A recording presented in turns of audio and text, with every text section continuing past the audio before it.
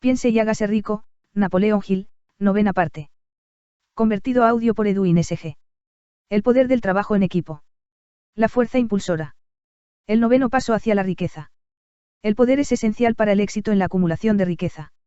Los planes son inertes e inútiles si no se dispone del poder suficiente para transformarlos en acción. Este capítulo describirá el método mediante el que un individuo puede obtener y aplicar poder.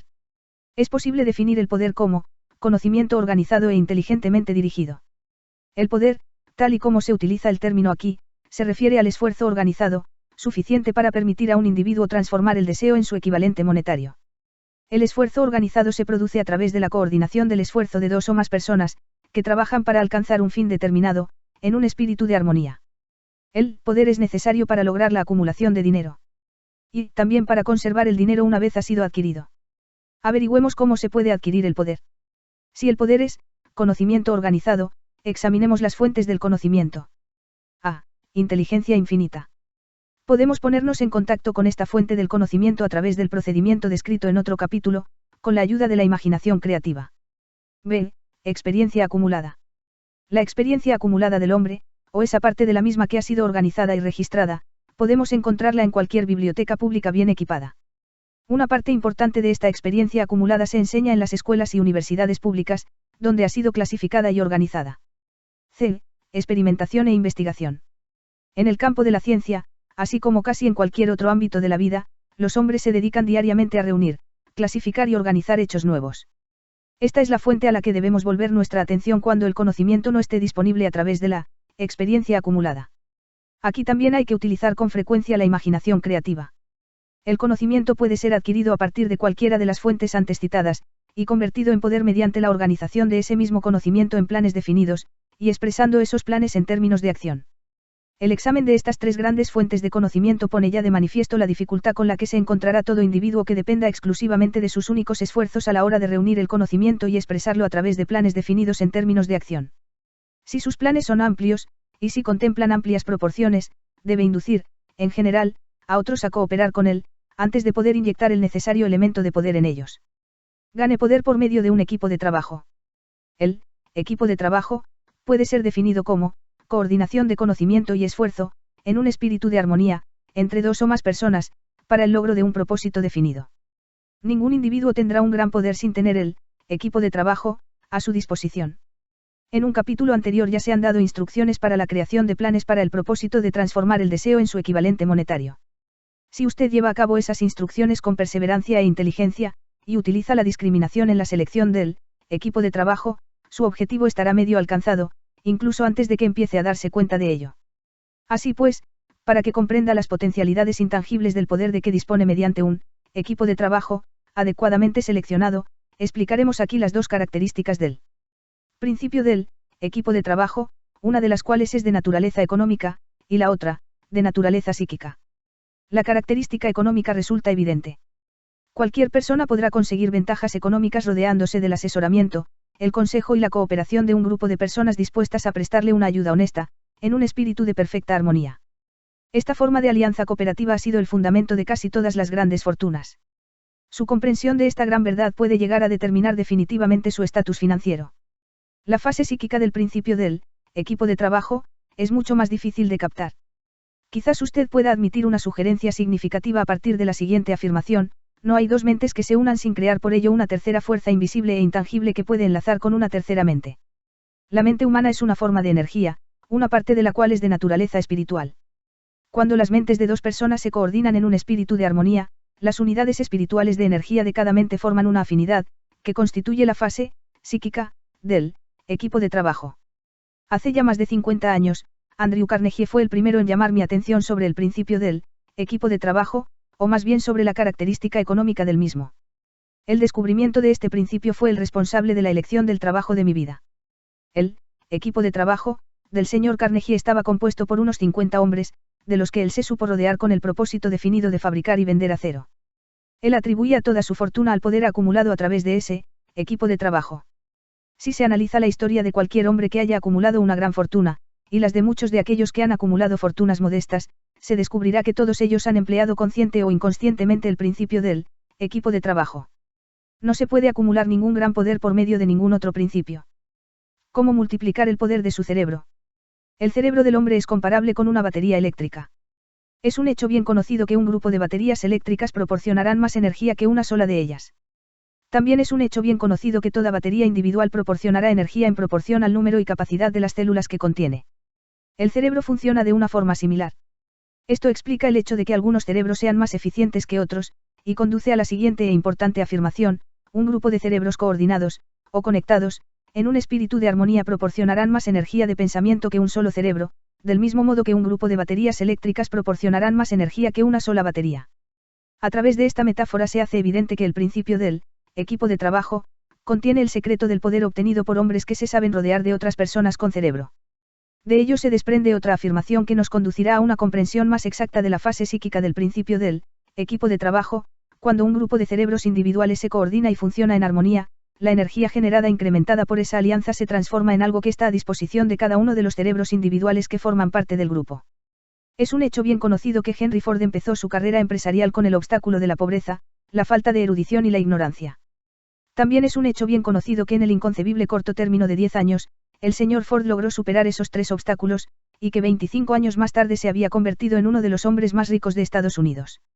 Si relacionamos con este hecho el conocimiento adicional de que los progresos más rápidos del señor Ford se hicieron patentes a partir del momento en que se convirtió en amigo personal de Thomas Alteza Edison, empezaremos a comprender cuál puede ser la influencia de una mente sobre la otra. Avancemos un paso más, y consideremos el hecho de que los logros más extraordinarios del señor Ford empezaron a producirse tras haber conocido a Harvey Firestone, John Burroughs y Luther Burbank, cada uno de los cuales era un hombre de gran capacidad cerebral, y habremos encontrado nuevas pruebas de que el poder se puede producir mediante la amistosa alianza de las mentes. Los hombres participan de la naturaleza y los hábitos y el poder de pensamiento de aquellos con quienes se asocian en un espíritu de simpatía y armonía. A través de su asociación con Edison, Burbank, Burroughs y Firestone, el señor Ford añadió al poder de su propio cerebro la suma y la sustancia de la inteligencia, la experiencia, el conocimiento y las fuerzas espirituales de esos 4 hombres. Es más, se apropió y utilizó el principio del equipo de trabajo, a través de los métodos de procedimiento descritos en este libro. Y ese mismo principio también está disponible para usted. Ya hemos mencionado antes al Mahatma Gandhi. Estudiemos ahora el método por el que obtuvo su enorme poder.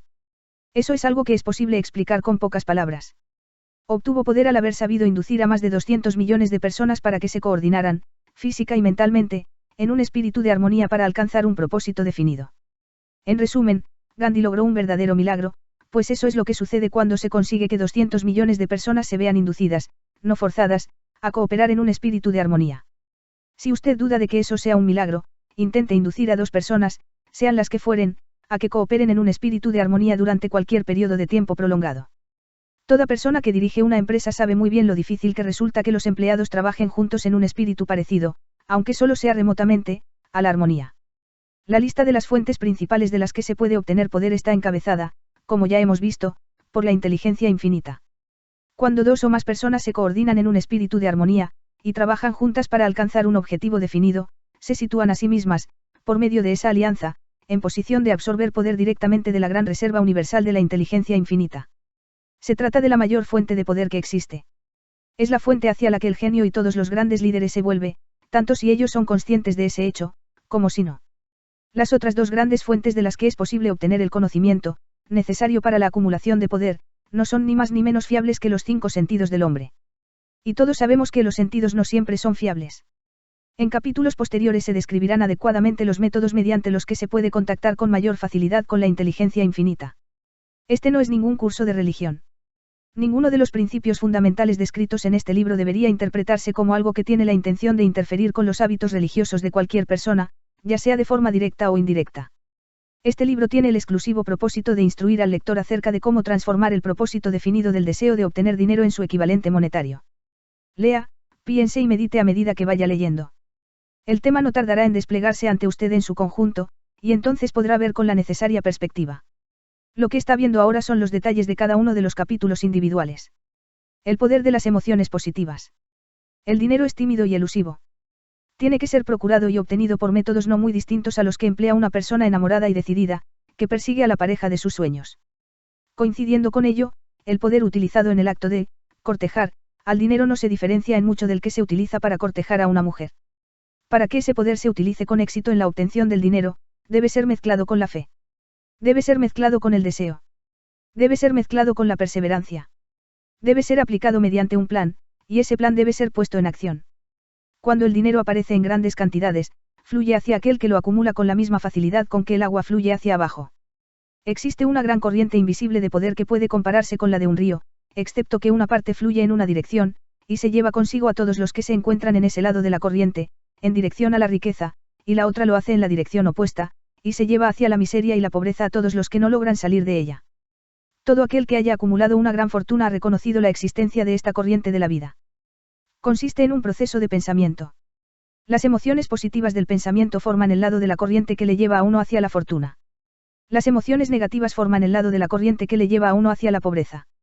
Esto contiene un pensamiento de una gran importancia para toda aquella persona que esté siguiendo este libro con el propósito de acumular una fortuna. Si se encuentra usted en el lado de la corriente de poder que conduce a la pobreza, esto puede servirle como una especie de remo, mediante el cual impulsarse a sí mismo hacia el otro lado de la corriente. Pero solo le servirá mediante la aplicación y el uso. La simple lectura y juicio sobre lo que lee, ya sea en un sentido o en otro, no le beneficiará en nada. La pobreza y la riqueza suelen cambiar de lugar. Cuando la riqueza ocupa el lugar de la pobreza, el cambio se produce a través de planes bien concebidos y cuidadosamente ejecutados. La pobreza, en cambio, no necesita de plan alguno.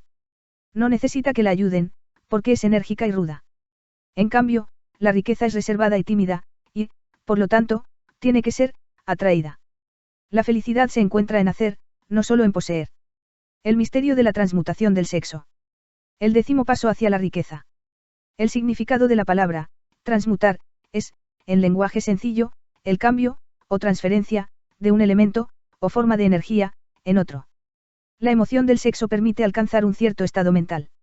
Debido a la ignorancia que se tiene sobre el tema, este estado mental suele asociarse con el físico, y los aspectos esencialmente físicos, debido a las influencias impropias a las que la mayoría de las personas ha estado sometida en el proceso de adquisición de conocimiento sobre el sexo, han dejado bastante de lado los mentales. La emoción del sexo tiene en el fondo de sí misma la posibilidad de 3 potencialidades constructivas, que son, 1. La perpetuación de la humanidad. 2. El mantenimiento de la salud, no tiene parangón como agente terapéutico. 3. La transformación de la mediocridad en genio a través de la transmutación. La transmutación del sexo es fácil y sencilla de explicar. Significa el cambio de la mente desde pensamientos de expresión física, a pensamientos de alguna otra naturaleza. El deseo sexual es el más poderoso de los deseos humanos. Cuando los hombres se ven impulsados por él, desarrollan agudeza de imaginación, valor, fuerza de voluntad, perseverancia y habilidad creativa desconocidos para ellos en otras ocasiones. El deseo del contacto sexual es tan fuerte e impulsor, que los hombres llegan a arriesgar su propia vida y su reputación para calmarlo. Esta fuerza motivadora, cuando es controlada y dirigida hacia otras líneas, conserva todos sus atributos de agudeza de imaginación, valor, etc., que pueden ser utilizados entonces como poderosas fuerzas creativas en la literatura, en el arte o en cualquier profesión o empresa, incluyendo, desde luego, la acumulación de riquezas. La transmutación de la energía sexual exige el ejercicio de la fuerza de voluntad, pero vale la pena hacer el esfuerzo a cambio de la recompensa. El deseo de expresión sexual es innato y natural. Ese deseo no puede ni debe ser sumergido ni eliminado. Pero debe proporcionársele una vía de salida a través de formas de expresión que enriquezcan el cuerpo, la mente y el espíritu del hombre. Si no se le proporciona esa vía de salida, por medio de la transmutación, buscará vías de salida mediante canales puramente físicos. Si se controla el agua de un río durante un tiempo, es posible construir una presa, pero, en último término, el río buscará una salida. Lo mismo puede decirse de la emoción del sexo. Puede quedar sumergida y ser controlada durante un tiempo, pero su propia naturaleza hace que ande siempre a la búsqueda de medios de expresión. Si no se transforma en algún otro esfuerzo creativo, encontrará una vía de salida mucho menos valiosa. Relación de logro en naturalezas sexuales muy desarrolladas. La persona que ha descubierto cómo proporcionar a la emoción sexual una vía de salida a través de alguna forma de esfuerzo creativo puede considerarse muy afortunada. La investigación científica ha puesto de manifiesto los siguientes hechos significativos. 1. Los hombres que han alcanzado mayores logros son aquellos que han desarrollado elevadas naturalezas sexuales, hombres que han aprendido el arte de la transmutación sexual. 2.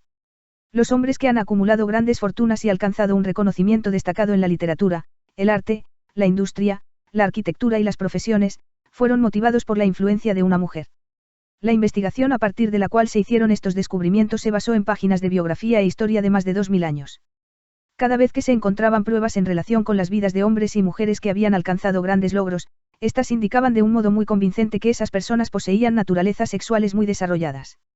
La emoción del sexo es una fuerza irresistible, contra la cual no puede haber una oposición como la de un cuerpo inamovible. Cuando se ven impulsados por esta emoción, los hombres se hallan dotados de un superpoder para la acción. Una vez usted haya comprendido esta verdad, habrá captado el significado de la afirmación según la cual la transmutación sexual contiene el secreto de la habilidad creativa. Destruya las glándulas sexuales, ya sea en el hombre o en el animal irracional, y habrá eliminado la mayor fuente de acción.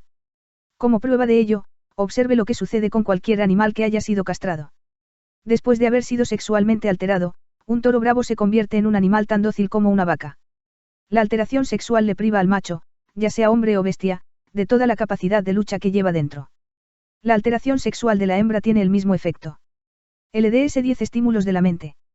La mente humana responde a estímulos por medio de los cuales puede ser excitada, para alcanzar elevados grados de vibración, conocidos como entusiasmo, imaginación creativa, deseo intenso, etc. Los estímulos a los que la mente responde con mayor libertad son: 1.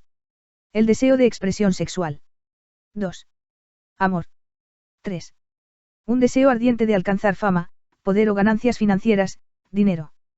4. Música. 5.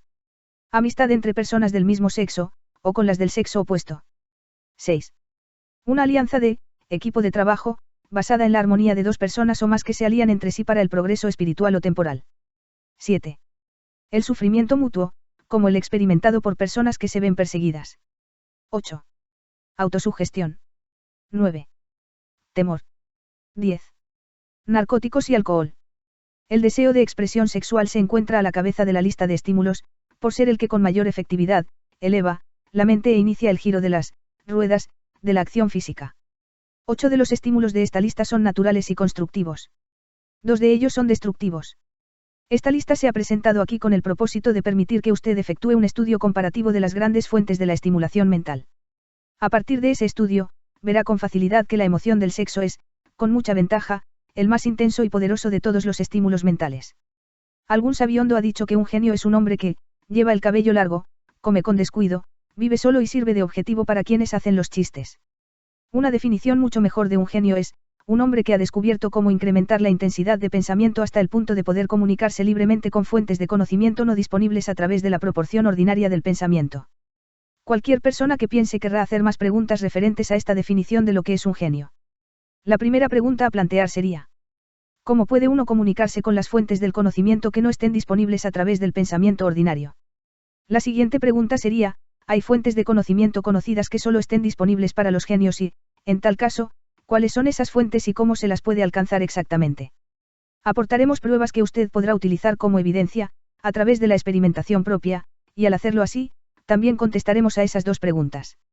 El genio se realiza a través del sexto sentido. La realidad de la existencia del sexto sentido ha sido bastante bien establecida ya.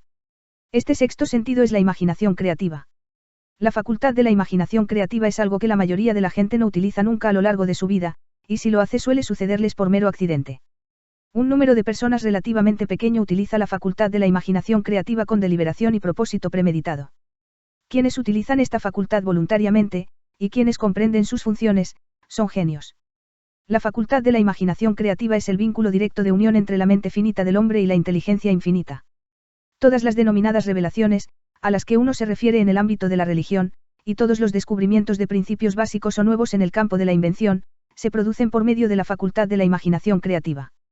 ¿De dónde surgen los presentimientos? Cuando en la mente de una persona surgen ideas o conceptos, a través de lo que popularmente se denomina un presentimiento, o intuición, estos proceden de una, o más, de las siguientes fuentes: 1. La inteligencia infinita. 2. El propio subconsciente, donde se halla almacenada toda impresión sensorial y todo impulso de pensamiento que ha llegado alguna vez al cerebro a través de cualquiera de los 5 sentidos. 3. De la mente de alguna otra persona que acaba de expresar el pensamiento, o que esboza o describe la idea o concepto a través del pensamiento consciente. 4. Del almacén subconsciente de la otra persona. No existen otras fuentes conocidas de las que se puedan recibir ideas, inspiradas, o presentimientos. Cuando la acción del cerebro ha sido estimulada por medio de uno, o más, de los 10 estímulos mentales, esa acción tiene el efecto de elevar al individuo muy por encima del horizonte del pensamiento ordinario, y le permite visionar distancia, perspectiva y calidad de pensamientos no disponibles en el plano inferior, como los que se producen cuando uno se halla enfrascado en la solución de los problemas de la rutina empresarial y profesional. Cuando uno se eleva hasta ese nivel de pensamiento más alto por medio de cualquier forma de estimulación mental, un individuo ocupa casi la misma posición que otro que ha ascendido en un avión hasta una altura desde la que puede observar más allá de la línea del horizonte que limita su campo de visión cuando se encuentra en tierra. Es más, mientras se encuentra en ese nivel de pensamiento elevado, el individuo no se ve atado por ninguno de los estímulos que circunscriben y limitan su visión mientras afronta los problemas de ganar lo suficiente para cubrir las 3 necesidades básicas que tiene planteadas: alimento, ropa y cobijo. Se encuentra entonces en un mundo de pensamiento del que se han eliminado con tal efectividad los pensamientos cotidianos y ordinarios, como lo están los valles y colinas y otras limitaciones de la visión física para el que se encuentra en un avión. Mientras se encuentra en este plano exaltado del pensamiento, la facultad creativa de la mente obtiene libertad para la acción. De ese modo se ha despejado el camino para el funcionamiento del sexto sentido. El individuo se vuelve receptivo a ideas que no hubieran acudido a su mente en otras circunstancias. El sexto sentido es la facultad que marca la diferencia entre un genio y un individuo ordinario. El incremento de la capacidad creativa. La facultad creativa se hace más alerta y receptiva a factores que se originan fuera del subconsciente del individuo, y ello sucede en mayor medida cuanto más se la utiliza, más se basa en ella el individuo y más le plantea exigencias de impulsos para el pensamiento. Esta facultad se puede cultivar y desarrollar solo a través del uso. Aquello que conocemos como conciencia opera por completo a través de la facultad del sexto sentido. Los grandes artistas, escritores, músicos y poetas llegaron a serlo porque adquirieron la costumbre de confiar en la pequeña voz silenciosa, que nos habla desde dentro a través de la facultad de la imaginación creativa. Se trata de un hecho bien conocido por las personas que poseen una imaginación aguda, el que sus mejores ideas proceden de los denominados presentimientos. Hay un gran orador que no alcanza la grandeza hasta que no cierra los ojos y empieza a confiar por completo en la facultad de la imaginación creativa. Cuando se le preguntó por qué cerraba los ojos justo antes del clímax de su oratoria, contestó: lo hago porque entonces hablo a través de ideas que me llegan desde fuera de mí. Uno de los financieros mejor conocidos y de mayor éxito de Estados Unidos tenía el hábito de cerrar los ojos durante 2 o 3 minutos antes de tomar una decisión. Cuando se le preguntó por qué lo hacía, contestó: con los ojos cerrados soy capaz de usar una fuente de inteligencia superior. ¿Cómo consigue un inventor sus mejores ideas? Mediante el proceso de cultivar y utilizar la facultad creativa, el ya fallecido Dr. Elmer Reverendo Gates, de Chevy Chase, Maryland, creó más de 200 patentes útiles. Su método es significativo e interesante al mismo tiempo para todo aquel que se sienta interesado por alcanzar el estatus de genio, a cuya categoría perteneció el Dr. Gates, sin el menor género de dudas. El Dr. Gates fue uno de los científicos más grandes del mundo, aunque menos conocidos del gran público. En su laboratorio disponía de lo que él denominaba su sala de comunicación personal. Era una estancia a prueba de ruidos, y dispuesta de tal modo que todo destello de luz podía ser eliminado. Estaba equipada con una pequeña mesa, sobre la que siempre tenía una libreta. Delante de la mesa, en la pared, había un panel de conmutadores eléctricos que controlaban las luces. Cuando el Dr. Gates quería usar las fuerzas disponibles para él a través de su imaginación creativa, entraba en la sala, se sentaba ante la mesa, apagaba las luces y se concentraba en los factores conocidos del invento en el que estaba trabajando. Allí permanecería en esa posición hasta que las ideas empezaban a aparecer en su mente en conexión con los factores del invento desconocidos. En cierta ocasión, las ideas acudieron a su mente con tal rapidez que se vio obligado a escribir durante casi 3 horas. Cuando los pensamientos dejaron de fluir y examinó las notas que había tomado, descubrió que contenían una minuciosa descripción de principios sin parangón alguno entre los datos conocidos del mundo científico. Además, la respuesta a su problema quedó inteligentemente presentada en aquellas notas. El Dr. Gates se ganaba la vida, sentándose para recibir ideas, destinadas a individuos y corporaciones. Algunas de las más grandes empresas estadounidenses le pagaron importantes cantidades por hora, solo por sentarse para recibir ideas. La facultad de razonamiento suele resultar defectuosa porque, en buena medida, se ve guiada por la experiencia acumulada. No todo el conocimiento que uno acumula por medio de la experiencia es exacto. Las ideas recibidas a través de la facultad creativa son mucho más fiables, por la sencilla razón de que proceden de fuentes más fiables que cualquier otra que esté disponible para la facultad de razonamiento de la mente. Los métodos empleados por los genios están disponibles para usted. La principal diferencia entre el genio y el inventor ordinario de cachivaches puede hallarse en el hecho de que el primero trabaja a través de su facultad de imaginación creativa, mientras que el chiflado no sabe nada de esa facultad. El inventor científico hace uso tanto de la facultad sintética como de la facultad creativa de la imaginación. Por ejemplo, el inventor científico, cuando empieza un invento, organiza y combina las ideas conocidas o los principios acumulados gracias a la experiencia, empleando para ello su facultad sintética, la facultad de razonamiento. Si descubre que ese conocimiento acumulado es insuficiente para llevar a cabo su invento, entonces utiliza las fuentes de conocimiento de que dispone a través de su facultad creativa.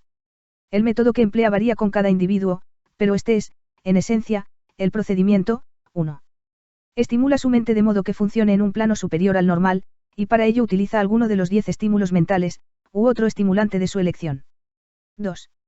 Se concentra en los factores conocidos, la parte terminada, de su invento, y crea en su mente una imagen perfecta de los factores desconocidos, la parte no acabada, de su invento. Conserva esa imagen en su mente hasta que ha sido captada por el subconsciente, luego se relaja, elimina toda clase de pensamiento y espera a que la respuesta que busca surja en su mente. A veces, los resultados son definitivos e inmediatos. En otras ocasiones, los resultados son negativos, dependiendo del estado de desarrollo del sexto sentido, o de la facultad creativa.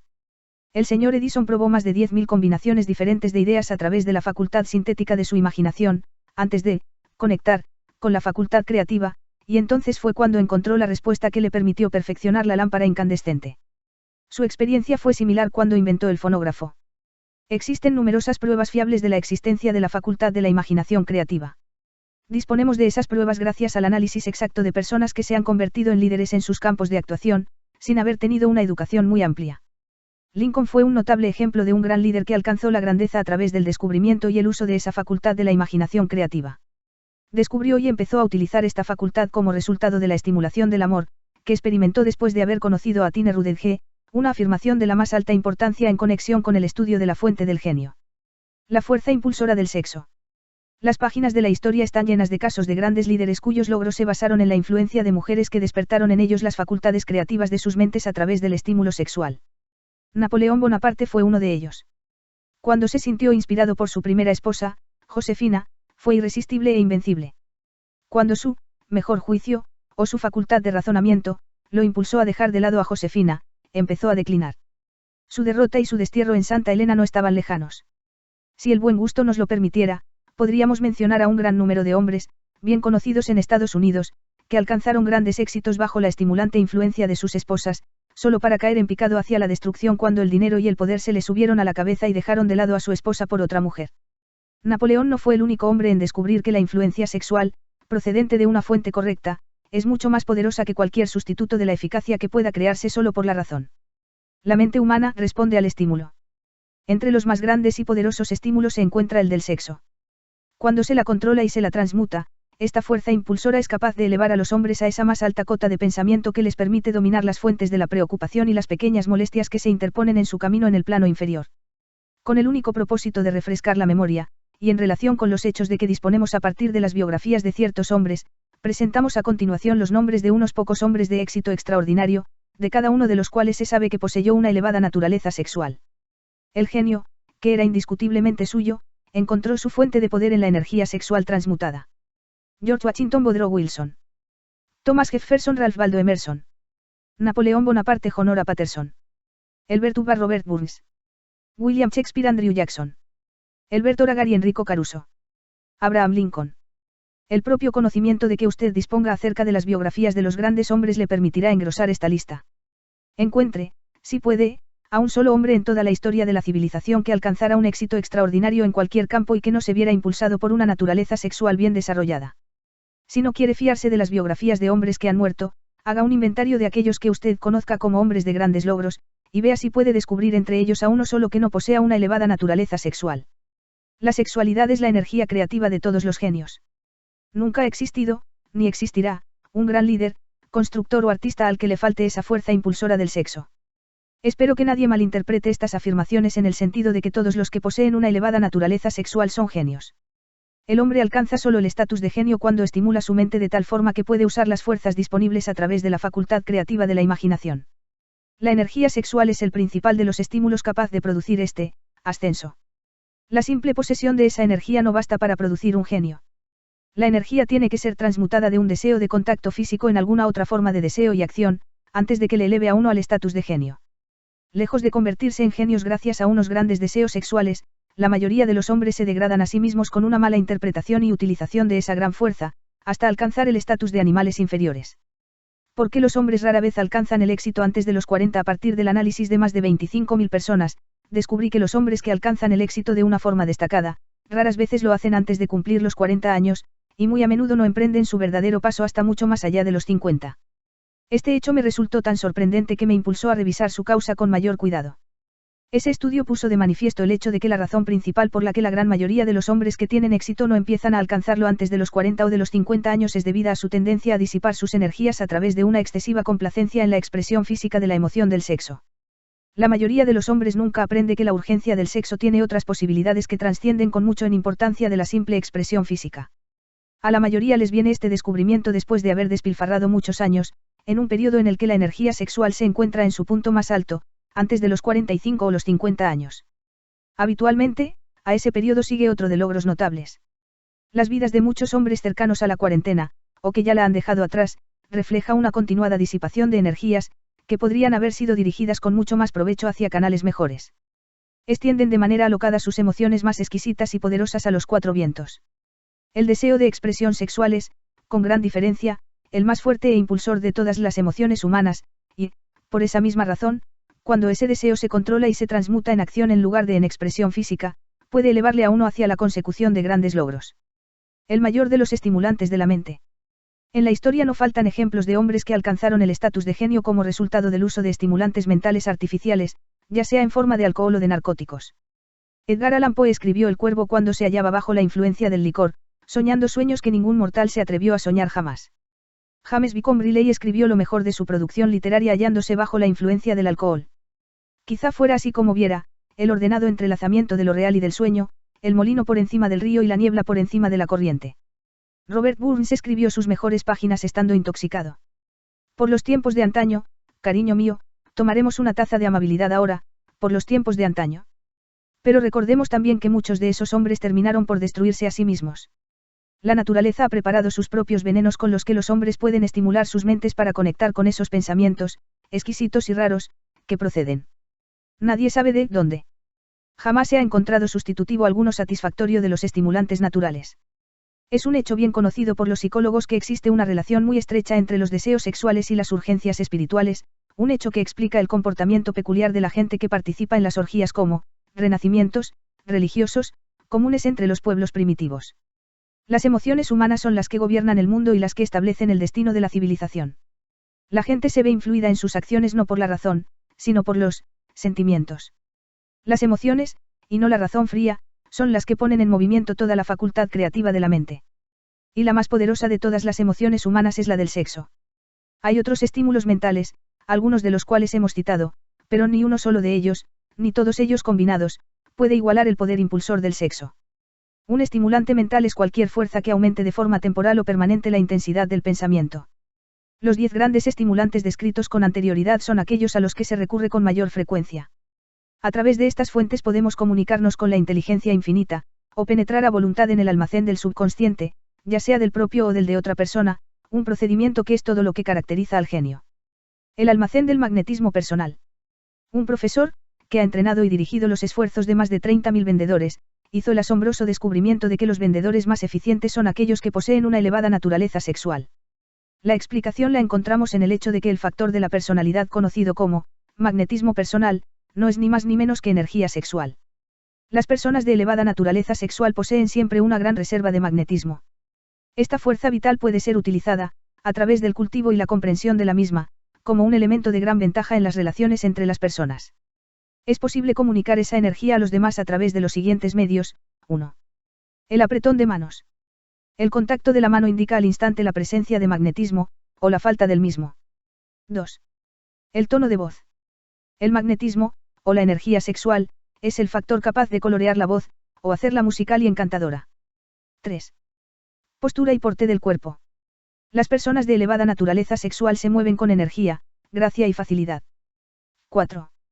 Las vibraciones de pensamiento. Las personas de elevada naturaleza sexual mezclan la emoción del sexo con sus pensamientos, o pueden hacerlo así a voluntad, y, de ese modo, influyen sobre quienes les rodean. 5. Adorno del cuerpo. Las personas de elevada naturaleza sexual suelen ser muy cuidadosas en cuanto a su apariencia física.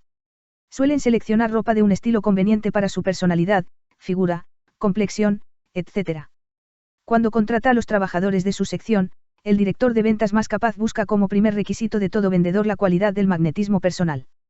Las personas a las que les falta energía sexual nunca llegarán a ser entusiastas, ni inspirarán entusiasmo, y este es uno de los requisitos más importantes de todo vendedor, sin que importe lo que venda.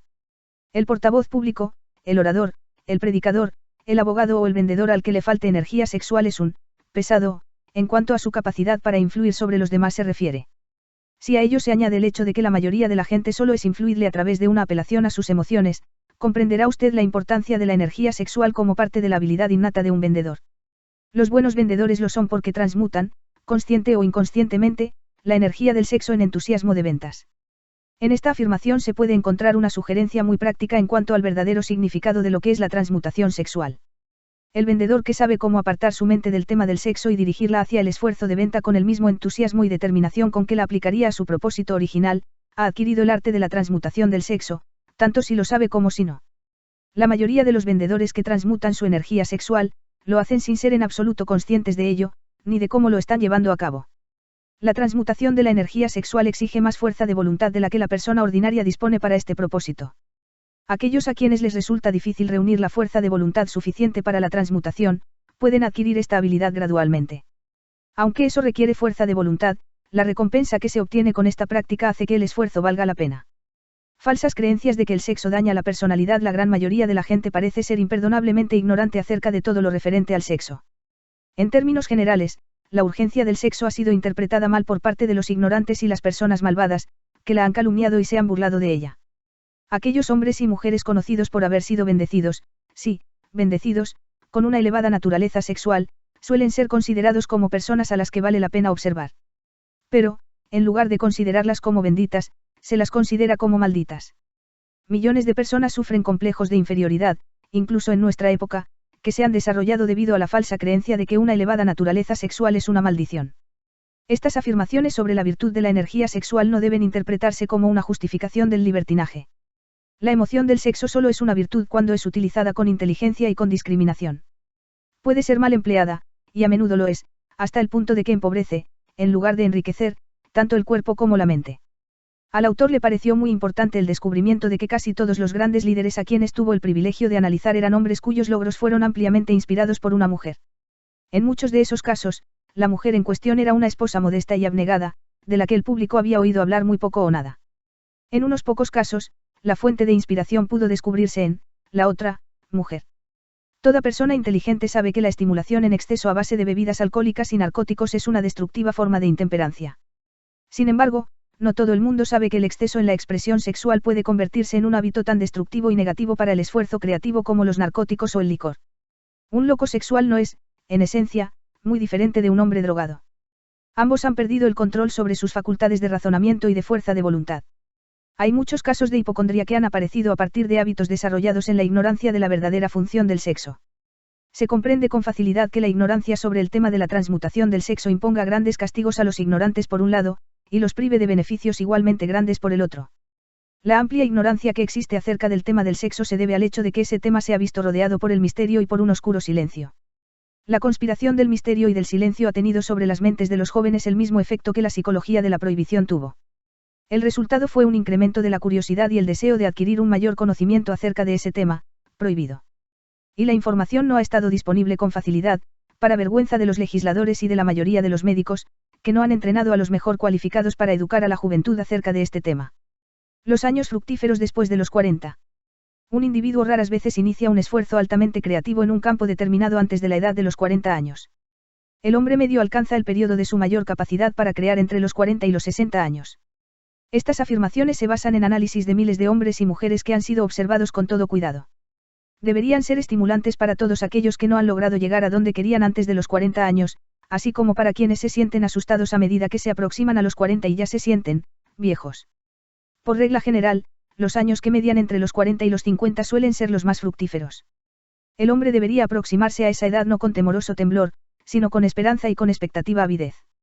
Si usted desea pruebas de que la mayoría de los hombres no empiezan a realizar su mejor trabajo hasta la edad de 40 años, estudie los datos de los hombres de mayor éxito, y descubrirá esas pruebas. Henry Ford no empezó a lograr grandes cosas hasta que pasó de los 40. Andrew Carnegie ya había cumplido 40 años cuando empezó a cosechar la recompensa de todos sus esfuerzos.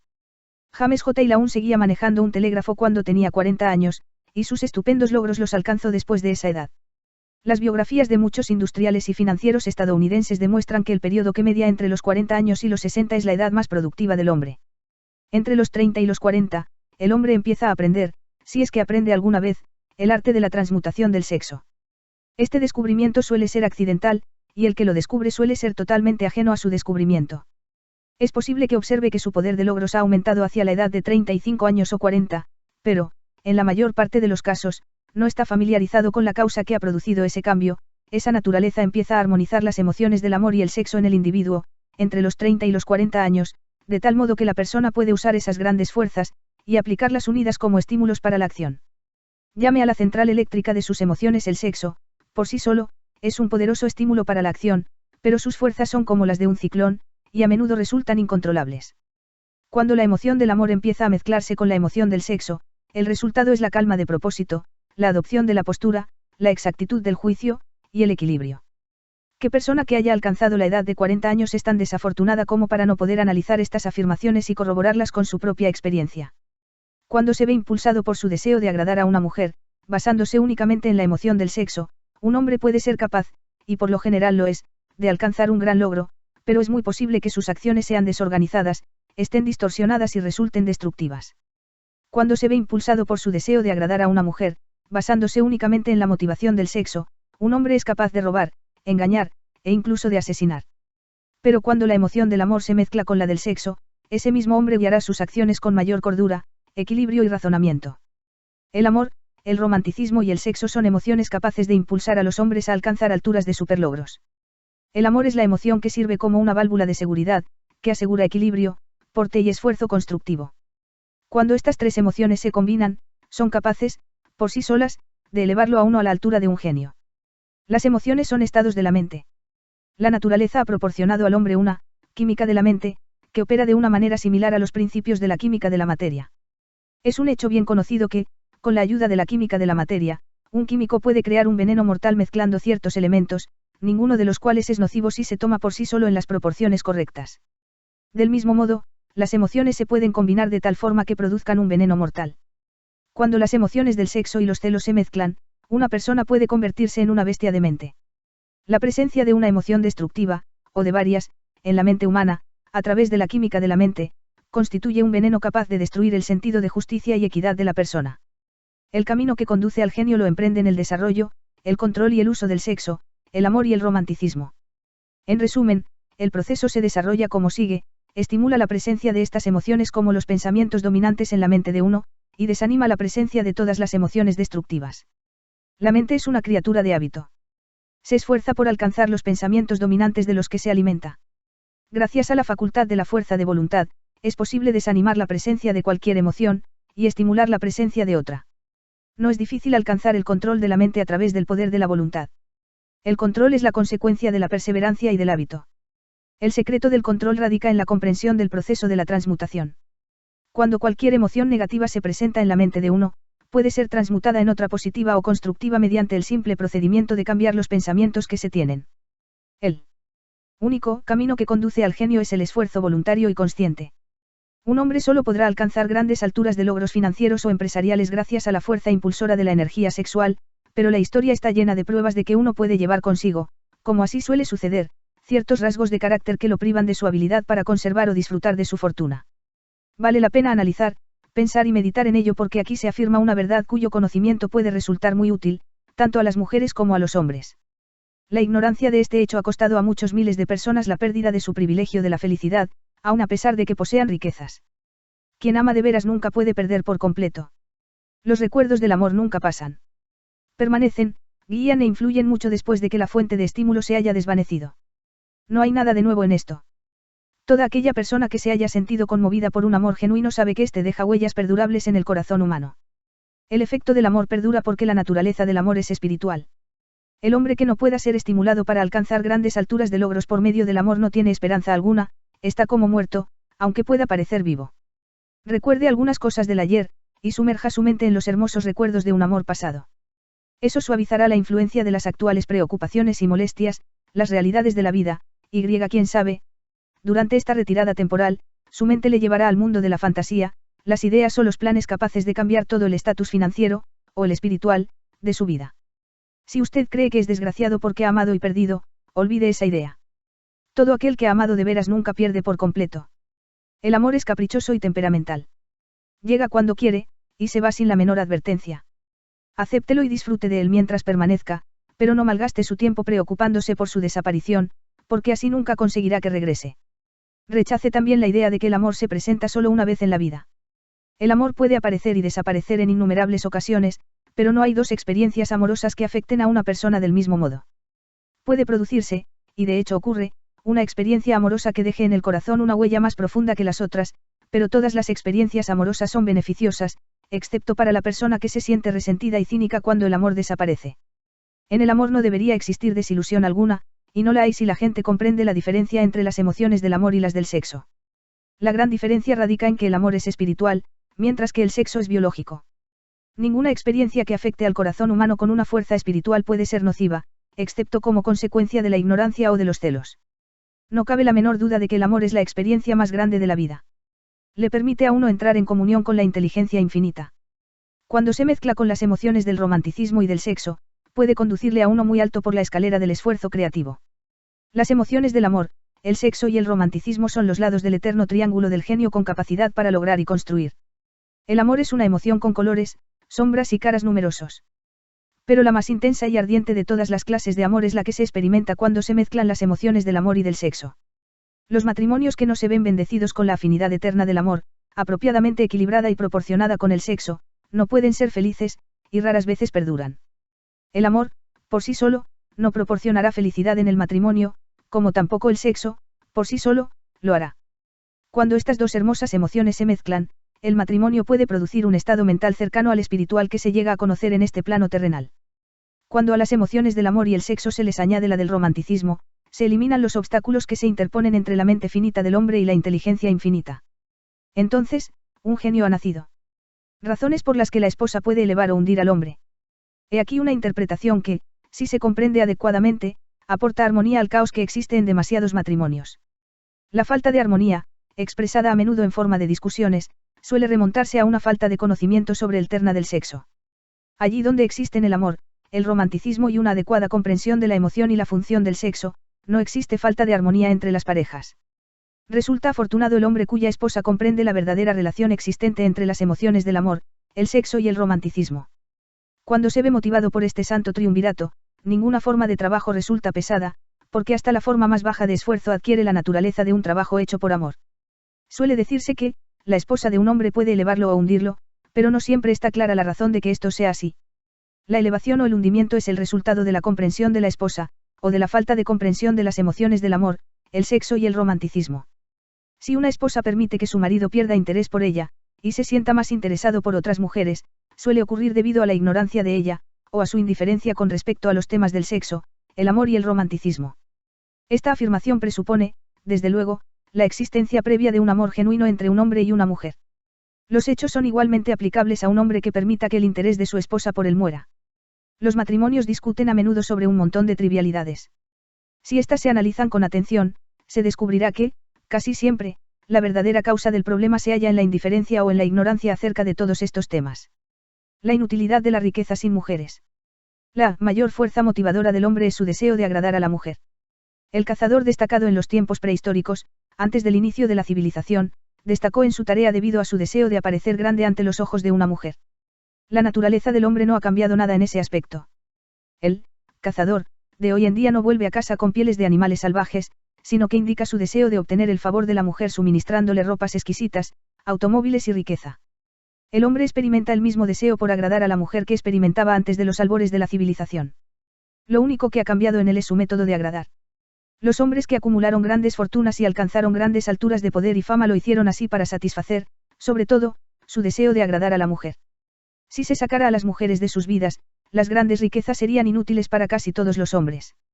Ese deseo, inherente del hombre, por agradar a la mujer es lo que proporciona a esta el poder de elevar o de hundir a un hombre.